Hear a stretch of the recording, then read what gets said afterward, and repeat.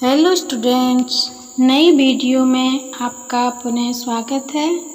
हिंदी व्याकरण के अंतर्गत आज विसर्ग संधि का अध्ययन करेंगे। स्वर और व्यंजन संधि की शॉर्ट ट्रिक पूर्व वीडियोज में समझा चुके हैं, तो अब अपने टॉपिक पर चलते हैं। व्यंजन संधि की परिभाषा: विसर्ग के बाद स्वर या व्यंजन आने पर उनके मेल से जो विकार या परिवर्तन उत्पन्न होता है उसे विसर्ग संधि कहते हैं। जैसे नी प्लस आहार, तो संधि युक्त पद बनता है निराहार। नी का विसर्ग और आहार का आ स्वर मिलकर रा विकार उत्पन्न होता है। उसी प्रकार मनः प्लस हरा, तो ना में विसर्ग और हा व्यंजन है तो ओ विकार उत्पन्न होता है, तो संधि युक्त शब्द बनता है मनोहर। विसर्ग संधि का पहला नियम: यदि विसर्ग से पहले आ को छोड़कर कोई स्वर आए तो विसर्ग के बाद सघोष व्यंजन किसी भी वर्ग का तीसरा, चौथा, पांचवा वर्ण तथा अंतस्थ या रा, ला, वा या कोई स्वर आए तो विसर्ग का रा हो जाता है। उदाहरण के माध्यम से समझते हैं। जैसे नी प्लस गुण, तो संधि युक्त पद बनता है निर्गुण। तो हम परिभाषा से समझते हैं कि यदि विसर्ग से पहले आ को छोड़कर कोई स्वर आए तो नी में ई स्वर है, ऋस्व ई, और उसके बाद कोई सघोष व्यंजन आए तो इसमें जो गा है वो का वर्ग का तृतीय व्यंजन है यानी सघोष है। तो नी के विसर्ग के स्थान पर और गा व्यंजन में जो विकार उत्पन्न होता है रा का, तो संधि युक्त पद बनता है निर्गुण। उसी प्रकार नी प्लस आहारा निराहार, यजु प्लस वेद यजुर्वेद, यानी ज्या यजु के जू में ऊ है और वेद यानी वा अंतस्थ व्यंजन है, तो विसर्ग और वा के बीच में रा का आगम होता है, तो संधि युक्त पद बनता है यजुर्वेद। उसी प्रकार दुह प्लस दिन, तो दू में ऊ ऋस्व ऊ है और दा ता वर्ग का तृतीय वर्ण है, तो विसर्ग और दा से मिलकर जो विकार उत्पन्न होता है तो विसर्ग के स्थान पर रा हो जाता है और संधि युक्त पद बनता है दुर्दिन। घोष और सघोष को सारणी के माध्यम से समझते हैं, यानी घोष ध्वनियाँ कौन सी होती हैं। तो जो का वर्ग होता है, का वर्ग का तृतीय वर्ण गा, चतुर्थ घा, पंचम अंगः। उसी प्रकार चा वर्ग का जा, झा, या, टा वर्ग का डा, ढा, डा, ता वर्ग का दा, धा, ना और पा वर्ग का बा, भा, मा। और इसके अतिरिक्त जो अंतस्थ होते हैं वो या, रा, ला, वा और हा वर्ण, इनको घोष और सघोष ध्वनियाँ कहते हैं। अब दूसरे नियम की तरफ चलते हैं, यानी विसर्ग का ओ होना, यानी विसर्ग के स्थान पर जो ओ होता है वह कब होता है। यदि विसर्ग से पहले आ हो तथा विसर्ग के बाद सघोष व्यंजन, जो हमने पहले नियम में पढ़े थे, यानी किसी भी वर्ग का तीसरा, चौथा, पांचवा वर्ण, अंतस्थ या रा, ला, वा, ऊष्म वर्ण शा, सा और सा आए तो आ और विसर्ग दोनों को ओ हो जाता है। अब उदाहरण के माध्यम से समझते हैं। जैसे मनः प्लस जा, तो यहाँ विसर्ग से पहले यानी परिभाषा में बताया है कि यदि विसर्ग से पहले आ हो तो यहाँ विसर्ग से पहले ना में आ है, यानी ना व्यंजन है तो व्यंजन में हमारा ऋस्व आ छुपा रहता है, तो ना का आ और उसके बाद यानी कोई सघोष व्यंजन आए तो यहाँ सघोष है जा, यानी चा वर्ग का तृतीय वर्ण, तो विसर्ग के स्थान पर हो जाता है हमारा ओ, तो संधि युक्त शब्द बनता है मनोज। उसी प्रकार मनहा प्लस रथ, तो मन के ना में ऋस्व आ है और रा हमारा अंतस्थ व्यंजन है, तो विसर्ग और रा के मध्य ओ का आगम हो जाता है, यानी विसर्ग के स्थान पर ओ हो जाता है, तो संधि युक्त पद बनता है मनोरथ। उसी प्रकार मनहा प्लस हर, यानी विसर्ग से पूर्व ना में आपका ऋस्व आ है और हा हमारा ऊष्म वर्ण है, तो यहाँ हो जाता है ओ, तो संधि युक्त जो शब्द बनता है मनोहर। अगला विसर्ग का रा होना, यानी विसर्ग से पहले आ को छोड़कर कोई अन्य स्वर हो, यानी विसर्ग से पूर्व आ या आ नहीं आएगा, इसके अतिरिक्त कोई भी स्वर आ जाएगा, तथा विसर्ग का मेल किसी भी स्वर या किसी वर्ग के सघोष व्यंजन तृतीय चतुर्थ और पंचम वर्ण तथा अंतस्थ या रा ला वा हो तो विसर्ग का रा हो जाता है। जैसे कि इस उदाहरण से समझते हैं, नी, तो नी में हमारा ऋस्व ई है और इसके बाद आया है हमारा दीर्घ आ, तो परिभाषा कहती है यानी आ को छोड़कर कोई अन्य स्वर आए तो यहाँ हमारा ऋस्व ई है और उसका मेल किसी स्वर से हो तो यहाँ स्वर है हमारा आ, तो विसर्ग के स्थान पर हो जाएगा रा, तो शब्द बनेगा निराशा। उसी प्रकार नी प्लस धन, तो यहाँ धा आपका ता था धा धा, यानी ये धा जो है आपका सघोष व्यंजन है और नी में है आपका ऋस्व ई, तो विसर्ग के स्थान पर हो जाएगा रा, और जो आधा रा होता है, यहाँ आधा रा है इसलिए जो धा है उसके ऊपर चढ़ा दिया जाता है। उसी प्रकार दुर्जन, दू प्लस जन, तो दू में ऋस्व ऊ है और विसर्ग के बाद जा है, यानी चा छा जा, यानी चा वर्ग का तृतीय वर्ण है, तो यहाँ विसर्ग का हो जाएगा रा, तो रा जो आधा है हम उसको हलंत के माध्यम से दर्शाते हैं। आधा है तो जो आधा रा होता है या कोई भी वर्ण आधा होता है तो उसके बाद जो वर्ण आता है उसके ऊपर उसको चढ़ा दिया जाता है, तो शब्द बन जाता है दुर्जन। उसी प्रकार आशी प्लस वाद, तो आशी यानी शा जो तालव्य शा है उसमें दीर्घ ई की मात्रा है और उसके बाद वा यानी अंतस्थ वर्ण आया है तो विसर्ग के स्थान पर हो जाता है रा, तो संधि युक्त शब्द बनता है आशीर्वाद। चतुर्थ नियम देखते हैं, विसर्ग का शा होना। विसर्ग से पहले यदि कोई स्वर हो तथा विसर्ग के बाद तालव्य व्यंजन च छा तथा शा आए तो विसर्ग तालव्य शा में परिवर्तित हो जाता है। उदाहरण के माध्यम से समझते हैं, जैसे निहि प्लस चिंत, तो नी में आपका ऋस्व ई है और चा ये हमारा तालव्य व्यंजन है,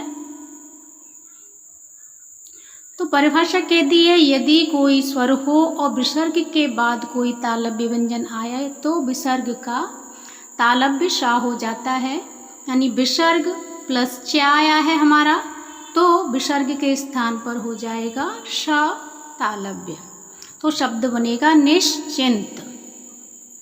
उसी प्रकार नी प्लस शंक, तो नी में ऋस्व ई है हमारा स्वर और शा है हमारा तालु, तो विसर्ग के स्थान पर हो जाएगा तालव्य शा, तो शब्द बनेगा निशंक। उसी प्रकार निहि प्लस छल, तो नी में आपका ऋस्व ई है और छा चा छा यानी तालव्य में व्यंजन है तो विसर्ग के स्थान पर शा हो जाएगा, तो शब्द बनेगा निश्चल। शा, शा और सा का उच्चारण स्थान समझते हैं, यानी ये जो तीनों सा होते हैं इनका उच्चारण स्थान क्या होता है। तो तालव्य वर्ण यानी तालु से जो बोले जाते हैं तो इसमें आते हैं हमारा ई, चा वर्ग तथा शा। संस्कृत में इसके लिए एक सूत्र है इचु यशा नाम तालु। इचु यशा नाम तालु। तो इससे हम याद कर सकते हैं ई से, यानी ई में आएगा आपका ऋष ई या दीर्घ ही। चू मीन्स चा वर्ग, चा छा जा झा या, और आपका आएगा या और शा। इनका जो उच्चारण स्थान होता है वो तालु यानी ये तालु से बोले जाते हैं। अगला है मूर्धन्य वर्ण। मूर्धन्य में आएगा आपका री या री टा वर्ग, और ये क्षमा चाहूँगी गलत लिख गया है इसमें, ये वाला शा आएगा। तो इसके लिए भी संस्कृत में एक सूत्र है ऋतु रसाणाम, ऋतु रसाणाम मूर्धा। तो इसको हम याद कर सकते हैं, यानी री से ऋषुरी और दीर्घ ई, टू से टावर यानी टा ठा डा डाणा, और रा और शा ये सब बोले जाते हैं मूर्धा से। अगला है दंत्य वर्ण, यानी दांत से कौन से वर्ण बोले जाते हैं। तो ता वर्ग तथा सा। तो इसका भी एक सूत्र है संस्कृत में री तुल सा नाम तालु, री तुलसा नाम दंतः। री संस्कृत में होता है तो ये हिंदी में काउंट नहीं होता है, तो यहाँ हमें जो याद करना है तू मीन्स तावर्ग, ला यानी तावर्ग और सा ये बोले जाते हैं दांत से।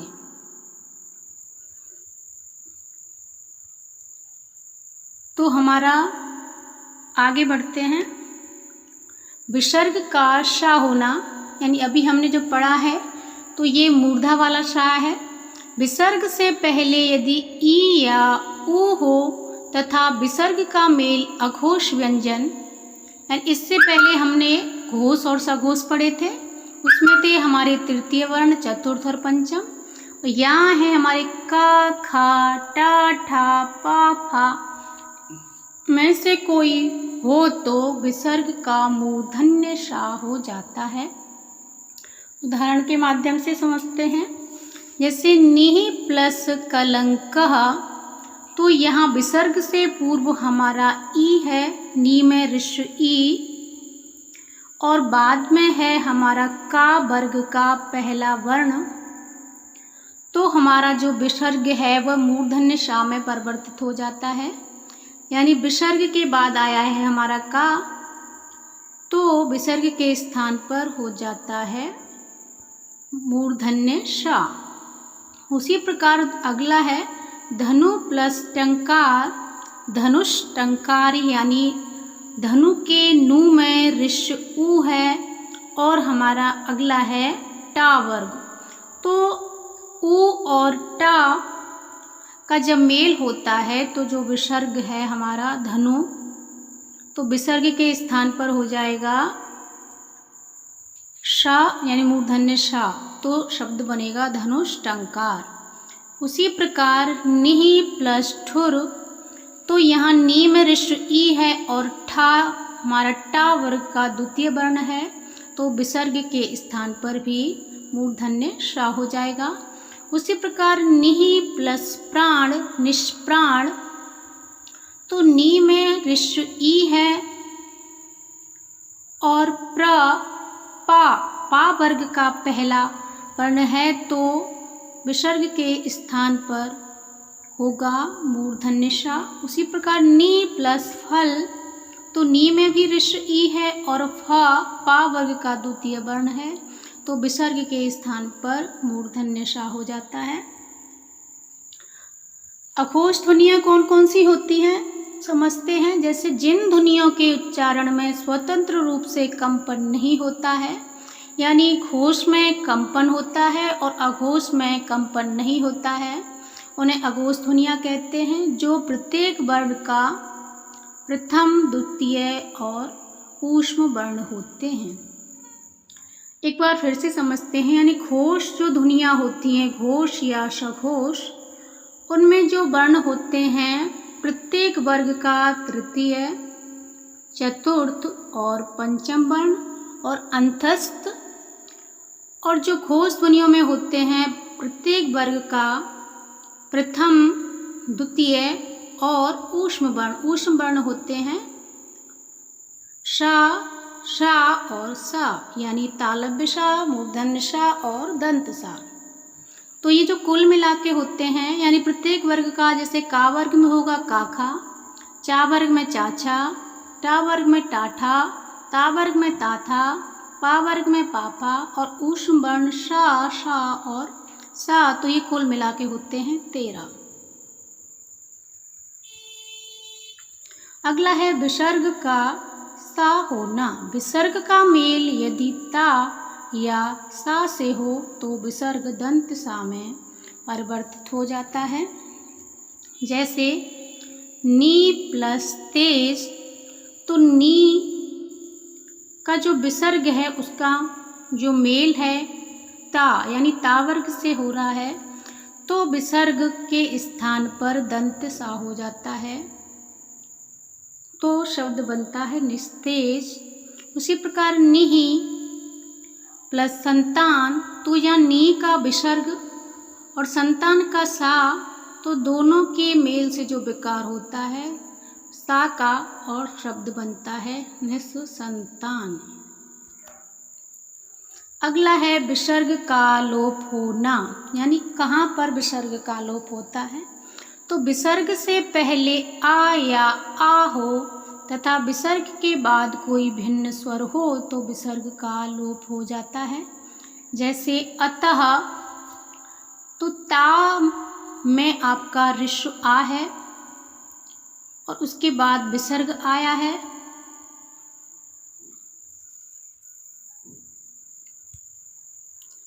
विसर्ग के बाद आपका अतः, यानी ता में आ है आपका और विसर्ग के बाद भिन्न स्वर है ए, तो यहाँ विसर्ग का लोप हो जाता है, तो शब्द बनता है अतएव। विसर्ग में परिवर्तन न होना, अर्थात विसर्ग जिस शब्द में लगा है वो ऐसा का ऐसा ही रहता है, उसमें कोई परिवर्तन नहीं होता है। जैसे यदि विसर्ग से पूर्व आ हो तथा बाद में क या पा हो तो विसर्ग में परिवर्तन नहीं होता है। जैसे प्रातः काल, तो विसर्ग से पूर्व आ हो, यानी प्रातः ता में आपका ऋस्व आ है और उसके बाद का आया है आपका, तो यहाँ जो विसर्ग है उसमें कोई परिवर्तन नहीं होगा, तो प्रातः काल। उसी प्रकार अंतःकरण, तो अंतः के ता में ऋस्व आ है और उसके बाद आया है का, तो विसर्ग यथावत रहता है, तो शब्द बनता है अंतःकरण। उसी प्रकार अधा प्लस पतन, तो अधा के धा में ऋस्व आ है और उसके बाद आया है हमारा पा, तो जो विसर्ग है वो यथावत रहेगा, तो शब्द बनेगा अधा पतन। पूर्व स्वर्ग दीर्घ व विसर्ग का लोप होना, ये बहुत इम्पोर्टेंट है और इसमें से अधिकांशतः उदाहरण पूछे जाते हैं।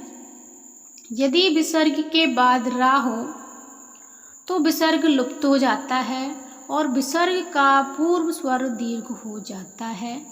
उदाहरण से समझते हैं, जैसे कि निहि, तो यहाँ विसर्ग से, यदि विसर्ग के बाद रा हो तो हमारा निहि, नी में विसर्ग है और विसर्ग के बाद रस का रा है, तो यहाँ परिभाषा कहती है कि यदि विसर्ग के बाद रा हो तो विसर्ग लुप्त हो जाता है, तथा विसर्ग का जो पूर्व स्वर होता है, यानी नी में हमारे ऋस्व ई की मात्रा है, तो वो क्या हो जाएगी, दीर्घ ई की मात्रा हो जाएगी और जो विसर्ग है वो लुप्त हो जाएगा, तो शब्द बनेगा नीरस। उसी प्रकार निहि प्लस रब, तो यहाँ नी का विसर्ग का लोप हो जाएगा और नी पर जो ऋस्व ई की मात्रा है वो दीर्घ हो जाएगी, तो शब्द बनेगा नीरब।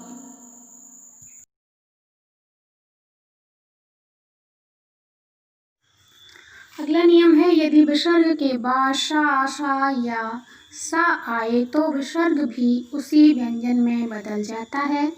जैसे नि प्लस संदेह, तो यहाँ विसर्ग के बाद दंत सा आया है, तो यहाँ विसर्ग के स्थान पर दंत सा हो जाएगा, तो शब्द बनेगा निसंदेह या निसंदेह।